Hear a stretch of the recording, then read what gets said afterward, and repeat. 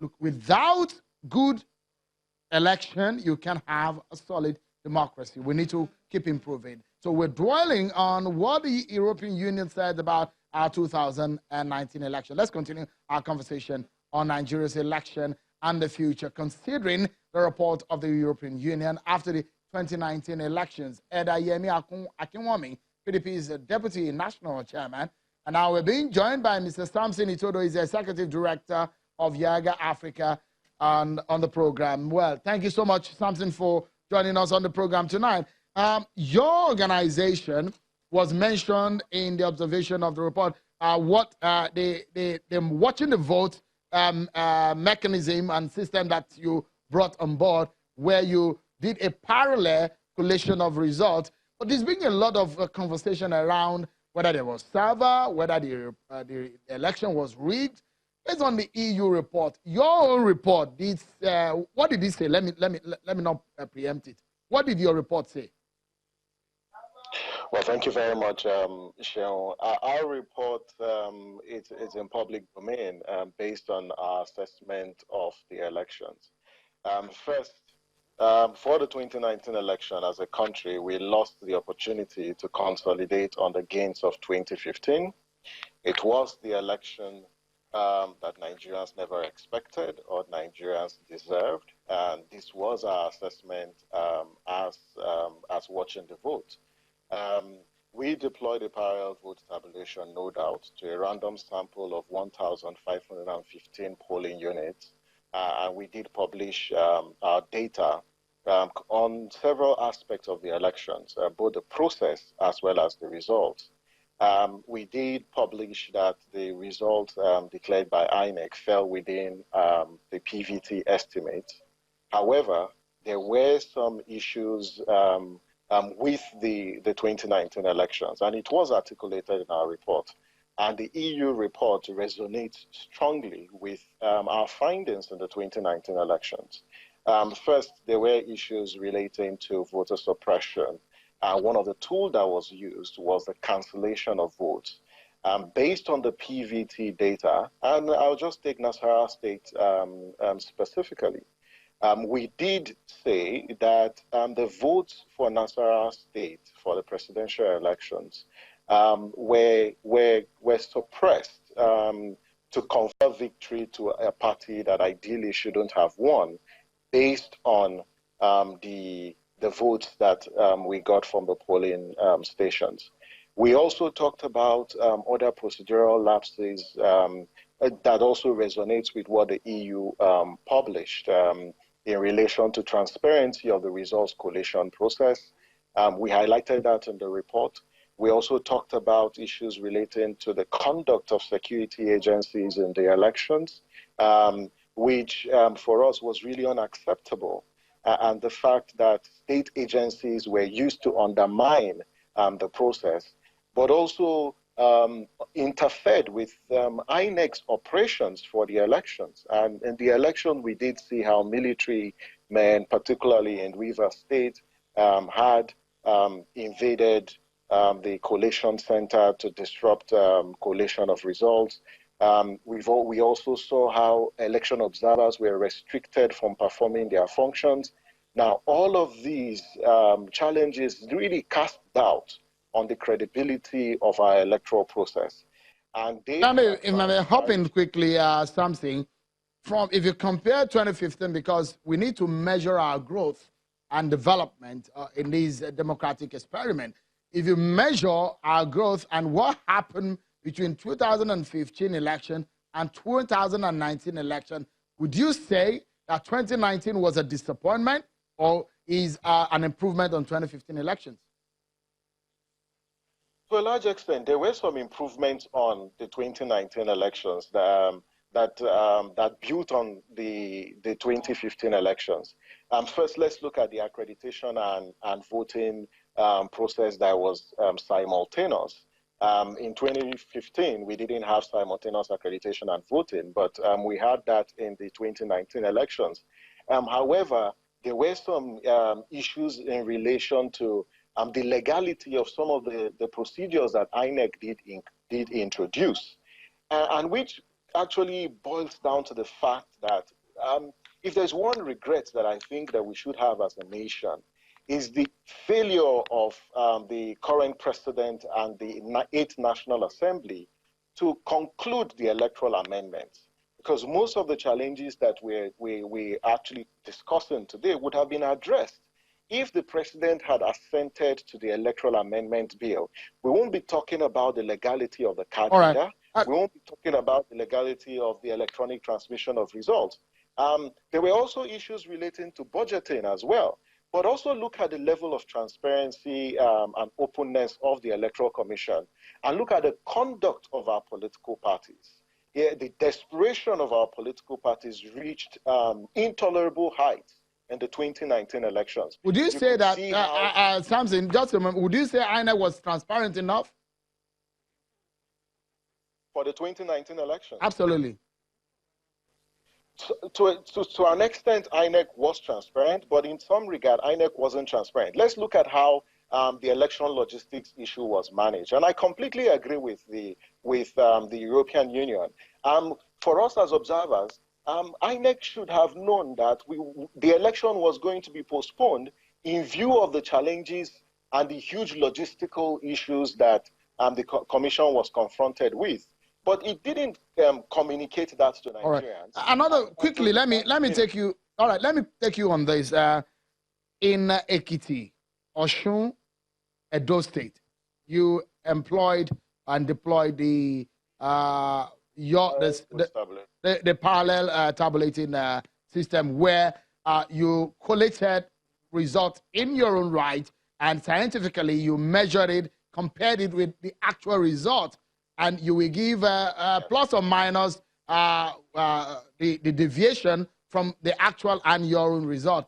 From the 2019 election, how far away is your own observation of the result and what INEC released?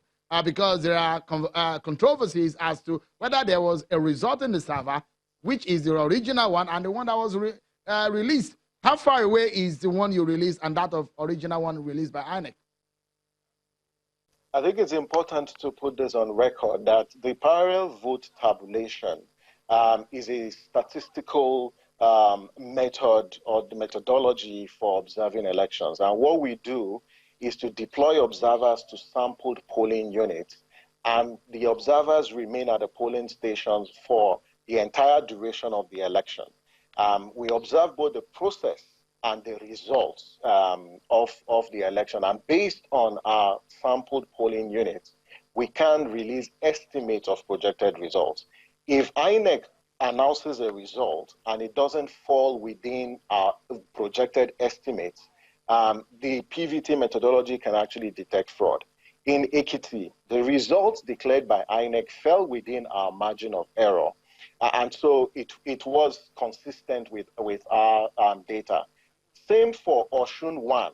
But Osun 2, we didn't verify Osun 2 because of the conduct of the security agencies and how observers were intimidated and voters were not allowed to access the polling station. And that's the role that the security agencies played for Osun 2. And we couldn't release that. Until date, we doubt the integrity or we question the integrity of that election.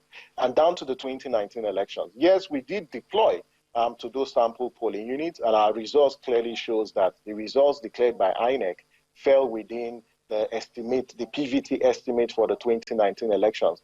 However, there are several challenges that don't fall within the statistical competence of the PVT, but we also highlighted them. But other observer groups also looked at other issues, other components of the elections, like the collation process. And you could see some in the 2019 elections where returning officers did not only mutilated results, but they also cancelled votes. These are some of the issues that really cast. Let me pause you for a moment, Samson. Let me pause you for a moment. Let me go to our Abuja studio where Ed Akinwumi is still there for us. And perhaps I'll get his final thoughts on some of the issues. But I'll take you to the issue of Buhari's second term. Your party lost the election, but looking forward, the president had made several promises. And from some of the promises the president made, especially those statements made on the Democracy Day, what are your expectations of the president?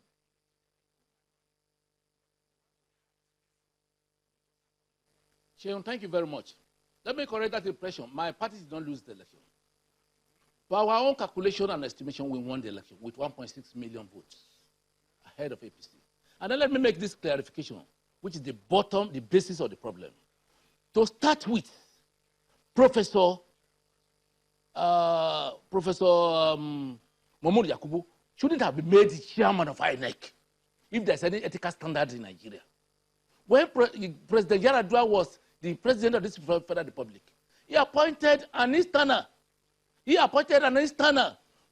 Professor Maurice Iwu, as the chairman of INEC. When Jonathan John was the president of the Federal Republic of Nigeria, he appointed a Fulani man, Professor Atahiru Jega, as the chairman of INEC. Why is it that the president of the Federal Republic, President Buhari, is appointing a Fulani man himself? Is now the chairman of INEC. It's less than candid. Let's go straight to the point. I mean, because are you not looking at competence? Are you taking ethnicity above competence? Where do we have federal character? In our constitution. But does the constitution say that the INEC chairman must come? Does the constitution say that the INEC chairman must come from a certain place in the country at a certain time? Well, Ed Akinwumi, because of her time, I want you to quickly answer. If you have 3 people from Ogun State, you must have 3 people from Jigawa State. Quickly, because this will be your final. This will be your final thought. Ed Akinwumi, your final thought on the Buhari government on the second term. Your expectations. Well, I don't expect anything. But like I've told the EU, if care is not taking, generation coming after us will not witness democracy in Nigeria. Because Atahiru Jega has laid a very solid foundation for democracy to thrive in Nigeria, but it has now been destroyed completely.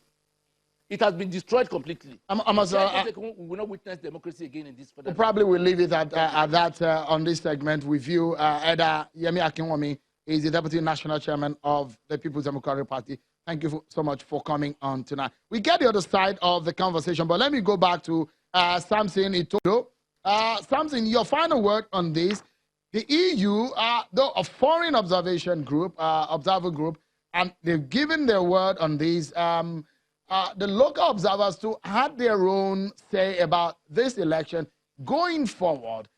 Some of the things that needs to be done, which of it do you think is urgent that must be fixed immediately? Thank you very much, Sheon.